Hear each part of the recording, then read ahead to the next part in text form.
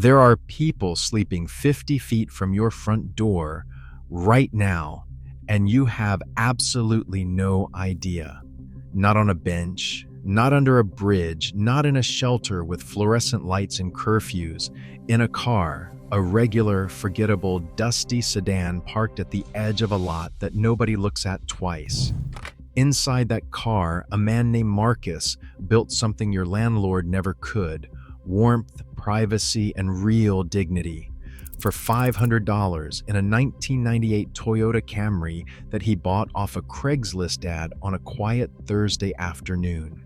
He was not hiding from the law. He was not waiting on a miracle or a voucher or a phone call that was never coming.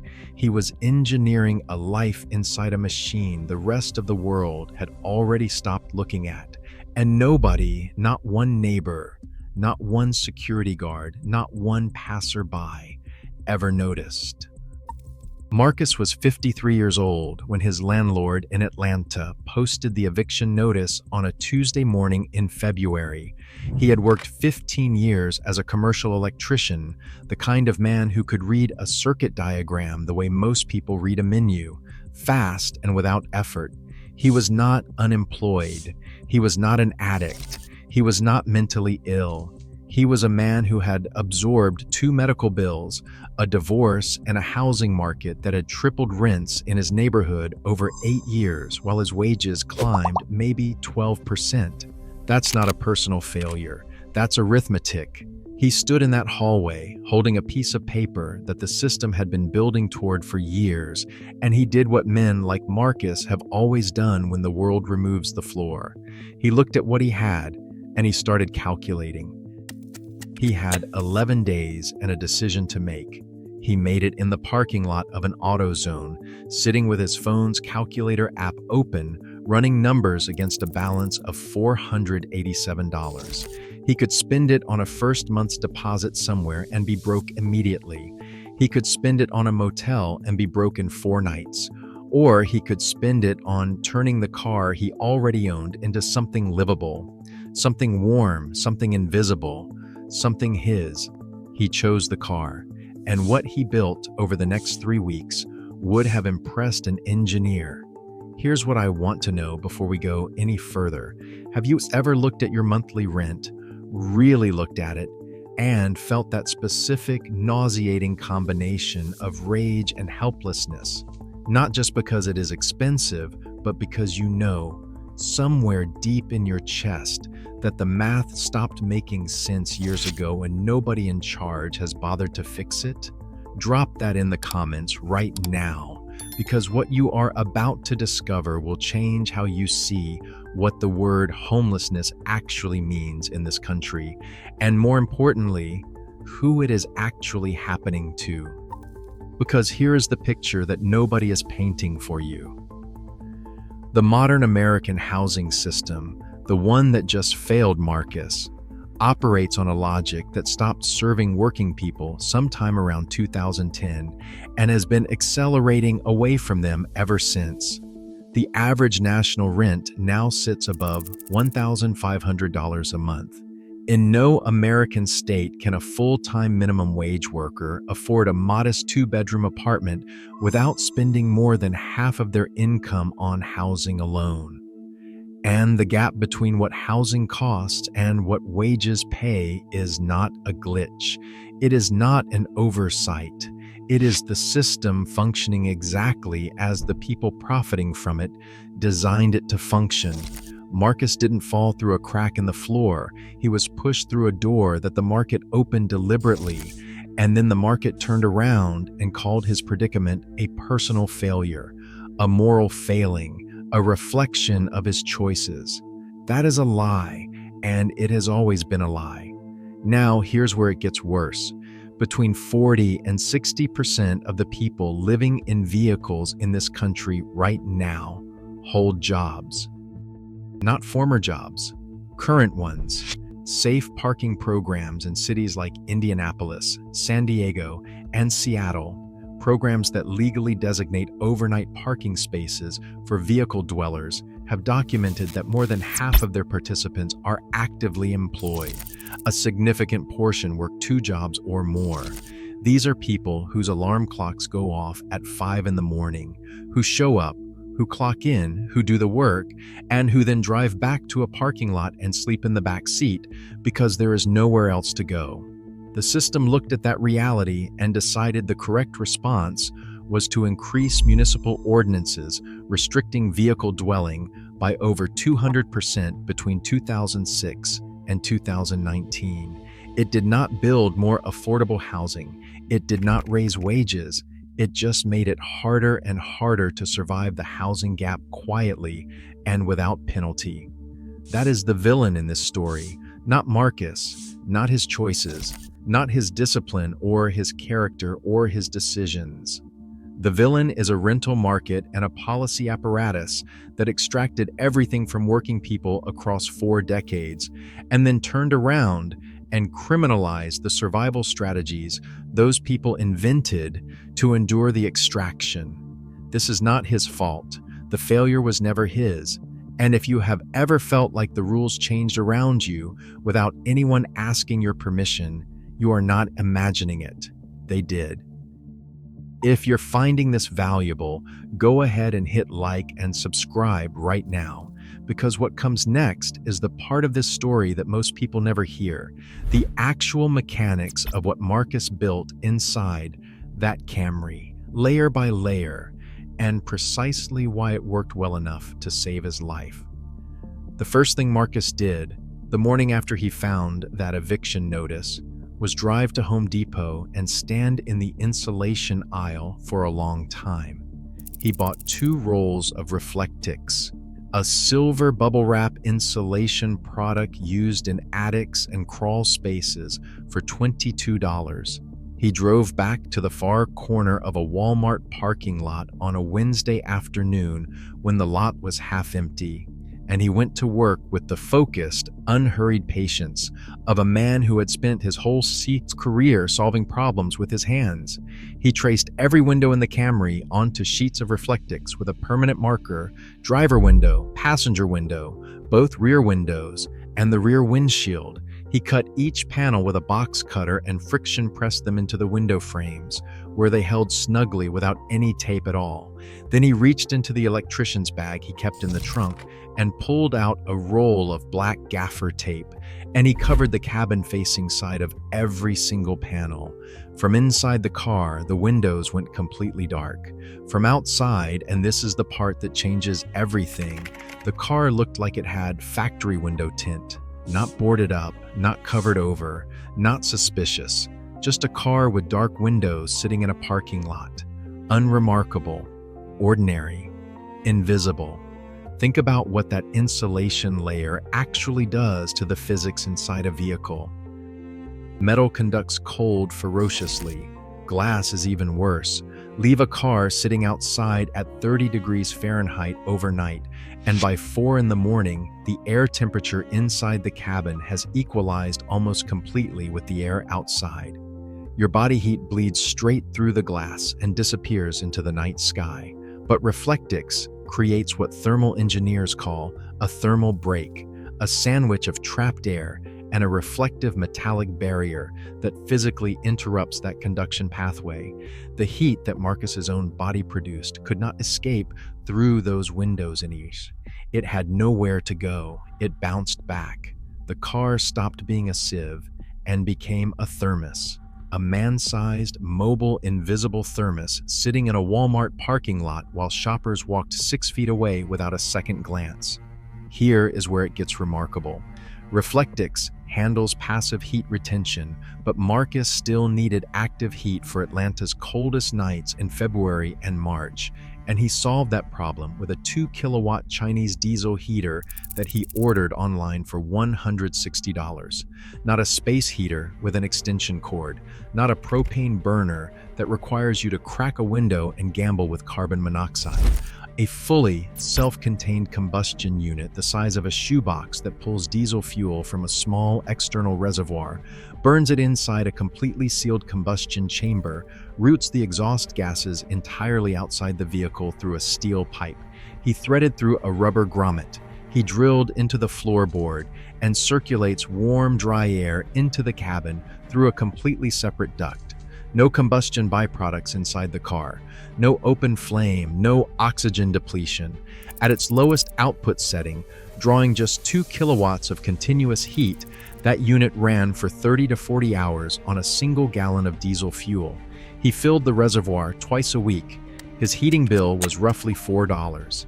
He always ran a carbon monoxide detector mounted to the headrest directly above his sleeping position. Always. Without exception.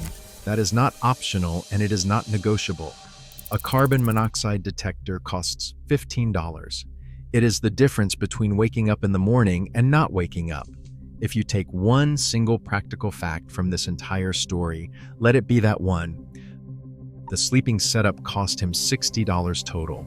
A closed-cell foam sleeping pad laid across the folded-down rear seat, which in a 1998 Camry creates a surface just long enough for a man of average height to stretch out flat. A 0-degree sleeping bag rated for conditions colder than he was ever likely to face in Atlanta, Georgia. And a wide-mouthed Nalgene bottle filled with boiling water from the Starbucks drive-through 2 blocks away, wrapped in a wool sock and tucked at the foot of the sleeping bag before he zipped it shut. That water bottle radiated usable warmth for 5 to 6 hours. By the time it cooled, the diesel heater had already done its work and the insulated cabin had locked in the temperature. He slept warm, genuinely, deeply warm. Not surviving warm, not enduring warm. Warm the way you sleep in a house with the heat on. He woke up rested. Sanitation was a Planet Fitness membership at $10 a month, which granted him shower access, bathroom access, and wireless internet at 24-hour locations scattered across the city. He kept a sealed plastic bin tucked under the passenger seat with soap, shampoo, deodorant, a razor, a washcloth, and a microfiber towel rolled into a tight cylinder. Every single morning before he drove to a job site, he stopped at the gym, showered, shaved, and walked out looking like a man who had slept in a bed. Because the alternative, showing up to work looking like a man who had not, was a luxury he could not afford. His appearance was his income. His income was his exit. He protected it accordingly. Food ran about $40 a week. A 12-volt cooler plugged into the car's power outlet kept eggs, lunch meat, and leftovers cold. A single-burner propane camp stove, always used outside the car, handled cooking. Rice, canned beans, peanut butter, bananas, oatmeal from the gas station, not a diet anyone would choose freely. Nutritionally sufficient, calorically adequate, and completely manageable on the budget he had. And here is the piece that most people never consider when they try to imagine what this kind of life actually looks like day to day. Marcus moved constantly. Every 2 nights, he chose a new location. Never the same Walmart lot twice in a single week. Hospital parking structures were reliable. Vehicles sitting in those lots overnight attract zero attention because nurses, doctors, and on-call staff parked there at all hours. Hotel lots worked perfectly because a clean, unremarkable sedan blends without friction into the rows of guest vehicles already sitting there. Residential streets with established overnight parking density worked when he needed to stay close to a specific job site. He had a set of rules he never broke. Arrive after dark, leave before 7 in the morning, keep the exterior of the car clean and completely ordinary, no food wrappers visible through the windows, no light leaking out of the cabin when he used his phone under the sleeping bag, never park in a spot where his car would be the only one on the block, move like a shadow through a city that had already decided it would rather not see him. Now here's the question underneath all of this. Why did the system make this necessary? Why did a 53-year-old electrician with 15 years of steady, skilled union work need to develop this entire survival system just to sleep safely through a February night in one of the largest cities in America? 3 reasons. And none of them are complicated. The housing economy after 2010 chose investor yield over affordability at precisely the moment wages stopped growing in real terms. Digital rental platforms gave landlords the ability to price units against real-time market data in ways that kept vacancy rates artificially suppressed and rents perpetually climbing even when local incomes could not follow. And the public safety net, emergency shelter, transitional housing, rapid rehousing assistance never expanded to meet the demand that the accelerating wage-to-rent gap was generating. The shelter system in Atlanta, like shelter systems in most American cities, runs at or above capacity on most nights. A man like Marcus, employed, adult, without minor children, not fleeing active domestic violence, sits at the back of every single priority queue while the waiting list compounds. The system was never designed for someone whose crisis looked like his, because the people who built it never believed the market would produce him at this scale. And then it did, and it kept doing it, in city after city, millions of times over. The timeline does not lie. Vehicular homelessness surged in direct proportion to the housing recovery after 2008, a recovery that restored home values and investor returns while leaving rental affordability shattered on the floor. And when HUD released its 2024 national count documenting over 770,000 homeless Americans, the highest recorded number since systematic counting began, the dominant policy response in most municipalities was not accelerated housing construction. It was accelerated enforcement. So what do you do with all of this? If you are standing where Marcus stood, or if someone you love is approaching that edge right now, here is what actually matters in order of importance. The foundation of any car-dwelling setup is window insulation, and the material is Reflectix. 2 rolls from any Home Depot or Lowe's cost roughly $20 total.